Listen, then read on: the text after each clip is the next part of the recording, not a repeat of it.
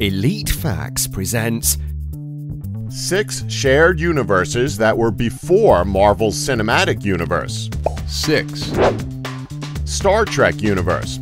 There was a time when Star Trek dominated the airwaves. While the original series with Kirk, Spock, and Bones was canceled after 3 seasons in the 1960s, Star Trek found its home on the big screen with the release of several movies, each with varying success.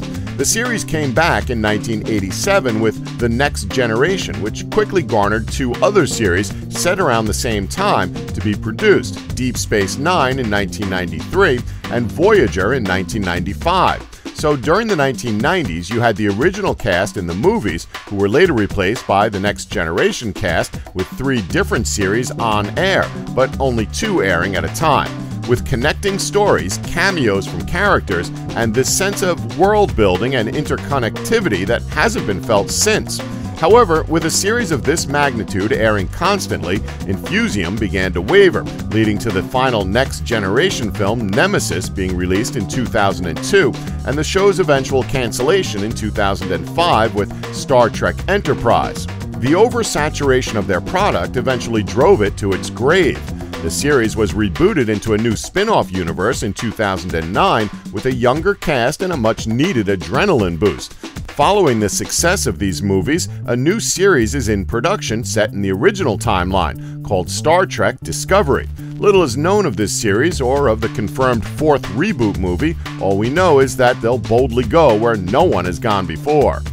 5. The Ubisoft universe. Game developer Ubisoft are most well known for their Assassin's Creed franchise, where players enter the memories of various long-dead assassins in order to save the present. But did you know that Ubisoft's other games, Far Cry and Watch Dogs, take place in the same universe? While there hasn't been a direct crossover between the franchises, there are enough winks and nudges that establish a consistent canon in universe. Warning, these things are about to get complicated as we try to explain the mad history of the Ubiverse. In this universe, the human race was created by these precursor beings who treated them like slaves. After a solar flare hit the Earth, everything was destroyed, leaving the humans to scrounge themselves together and live on. This is when Far Cry Primal takes place, where you can meet a guy who performs the first leap of faith that the assassins would later adopt. You then have the rest of human history, where most of the Assassin's Creed games take place, leading right up to the modern day. In Assassin's Creed 4 Black Flag, you play as an intern at the 21st Century Abstergo facility, which is run by Olivier Garneau, who mysteriously disappears later in the campaign. In Watch Dogs, protagonist Adrian Pierce, expert hacker and vigilante, assassinates Olivier after seeing the Assassin's Brotherhood want him dead. There are more Easter eggs and connections between the 3 franchises, but those are the main points. Whether there'll be an official crossover remains to be seen, but who really knows what Ubisoft has planned? 4. The DC Animated Universe. It's somewhat baffling that DC is struggling to get traction on the big screen when they've already achieved it on the small screen, to children no less. Based off the DC comic book characters of the same name, this universe is highly regarded not only among fans of the different shows, but also by critics. In 1992, Batman the Animated Series hit our screens, presenting arguably one of the best adaptations of Batman to date. With its dark color palette, intense storytelling, and stellar voice work, it's the standard to which most Batman media is compared to today. It was promptly followed by Superman the Animated Series, which was also great in its own right. Batman Beyond and Static Shock followed suit, culminating with the outstanding Justice League and Justice League Unlimited series. Just because it was a kids' show didn't restrict it from dealing with some important issues and dark storylines. It struck a great balance between serious storytelling and more light-hearted moments, very reminiscent of what Marvel would do with their movies a couple of years down the line. It just goes to show you that you need a little light to offset the dark. Hint, hint, Warner Brothers. Quite frankly, if you haven't been satisfied with the current slate of DC films, then journey back to the past and watch a series that's in a league of its own. 3.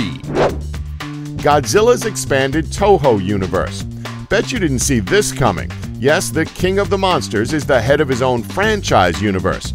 For the uninitiated, the Godzilla films follow one of 2 paths. Either he's here to kill us and destroy our cities, or he's here to protect us from an even worse giant monster by destroying a city.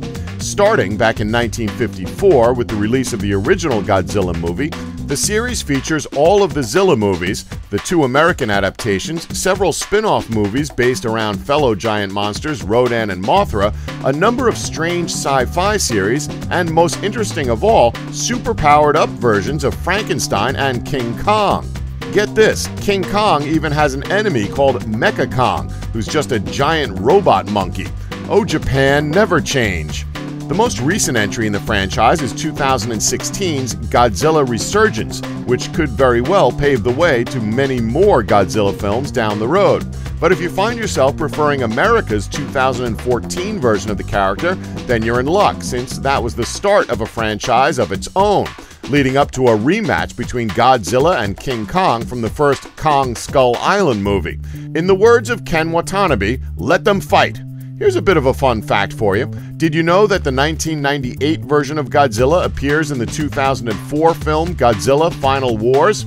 In this film, he gets the absolute crap kicked out of him by the real Godzilla. It's pretty satisfying to watch, to be honest. 2, Doctor Who's Whoniverse.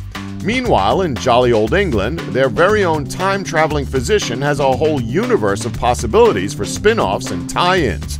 The first attempt came in 1981 when ex-companion Sarah Jane Smith acquired a robot dog called K9, hence the show's title, K9 and Company. The pilot wasn't picked up, and there wouldn't be any attempts at making another spin-off until the turn of the century, where a more adult-oriented show, Torchwood, found its way onto our screens, following the adventures of a team of alien hunters headed by the immortal Captain Jack Harkness. Not wanting to leave the kids out, Sarah Jane got a second crack at a series, this time called The Sarah Jane Adventures, where the investigative journalist teamed up with a bunch of school kids to save the world. These 2 shows ran alongside Doctor Who from 2006 to 2011, with Sarah Jane starting in 2007, which was a veritable golden age in modern Doctor Who history, with 2008 being noted as a particularly great year. Both Torchwood and Sarah Jane were eventually canceled for different reasons, but in 2016 a new spin-off, simply titled Class, began airing. Whether that show will last for more than 1 season remains to be seen. But in any case, it's nice to know that the world will always be safe, even when the Doctor isn't around. 1, The Universal Monsters universe. This is the cinematic universe that technically started it all. Universal Monsters, Universal Horror, or Dark Universe, and no, we're not talking about the recently rebooted Dark Universe. It's a phrase used to describe the horror, suspense, and science fiction films made by Universal Studios during the decades of the 1920s through the 1950s. They began with The Hunchback of Notre Dame and The Phantom of the Opera to kick off the universe, with both films being silent films. Thing about this universe is that crossovers didn't really happen until the later films in the franchise. Crossovers such as Frankenstein appearing in all of his respective films and appearing in House of Dracula, Dracula appearing in all of his respective films, as well as House of Frankenstein and Frankenstein meets Abbott and Costello, yes, that happened, and Jeffrey Radcliffe, the Invisible Man played by Vincent Price, in his respective 2 films, and Abbott and Costello meet Frankenstein. These are only a few examples of this expansive universe. However, given all the limited crossovers, you can easily tell that this cinematic universe wasn't perfect in that sense. However, it was revolutionary as it sowed the seeds for other shared universes to come. Well, that's our list. Did we miss any? If you think we did, feel free to let us know in the comments below. And thanks for watching.